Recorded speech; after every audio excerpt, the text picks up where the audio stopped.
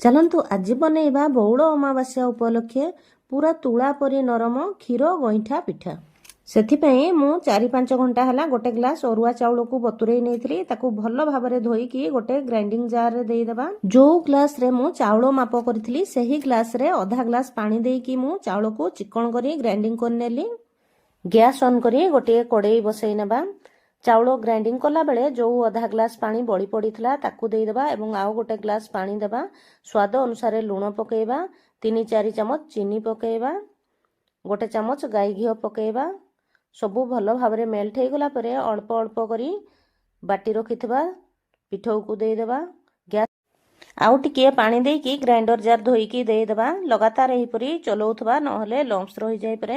ପ୍ରଥମେ ଟିକିଏ ଲମ୍ପସ୍ ରହିଲା ପରି ଜଣାପଡ଼ିବ, ତାପରେ ଏହିପରି ବାରମ୍ବାର ଚଲେଇଲେ ସବୁ ଭଲ ଭାବରେ ମିକ୍ସ ହେଇଯିବ। ପାଣି ହାତ ହେଇକି ଜନ୍ତୁଣୀରୁ ଟିକେ ହାତରେ ନେଇକି ଗୋଲ କରି ଦେଖିବା। ଦେଖନ୍ତୁ ହାତରେ ଜମା ଲାଗୁନି, ତାମାନେ ଜନ୍ତୁଣୀ ରେଡ଼ି ହେଇଯାଇଛି। 5 ମିନିଟ୍ କଭର କରିଦେବା। ଗୋଟେ ଥାଳିରେ ଗାଈ ଘିଅ 1 ଚାମଚ ଦେଇକି ସେଥିରେ ବାହାର କରିଦେବା। ଜନ୍ତୁଣୀକୁ ଆଉ ଟିକେ ଭଲ ଭାବରେ ଚକଟି ନେବା।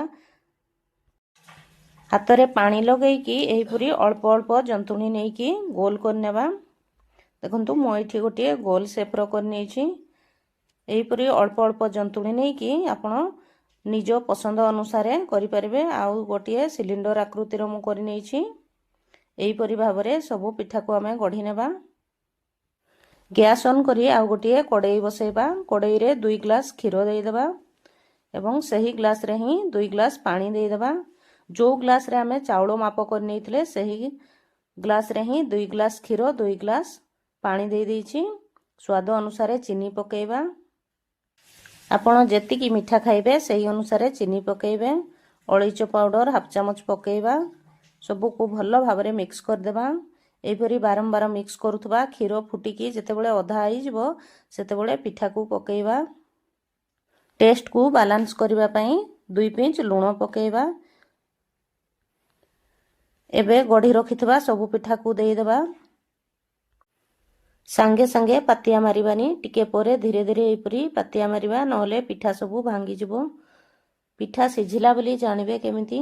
ଦେଖନ୍ତୁ ପିଠା ସିଝିଗଲାଣି। ଧୀରେ ଧୀରେ ପିଠା ସବୁ ଉପରକୁ ଆସିଯାଉଛି।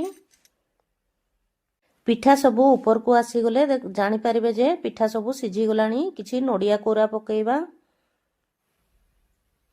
ଆପଣ ଚାହିଁଲେ କିଛି ଡ୍ରାଇ ଫ୍ରୁଟ୍ସ ମଧ୍ୟ ପକେଇ ପାରିବେ। ପିଠା ଆମର ରେଡ଼ି ହେଇଯାଇଛି। ଟିକେ ଥଣ୍ଡା ହେଲା ପରେ ତାକୁ ସର୍ଭ କରିନେବା। ଏଇଠି କିଛି ନଡ଼ିଆ କୋରା ମୁଁ ଉପରେ ଗାର୍ନିସିଂ କରିନେଇଛି।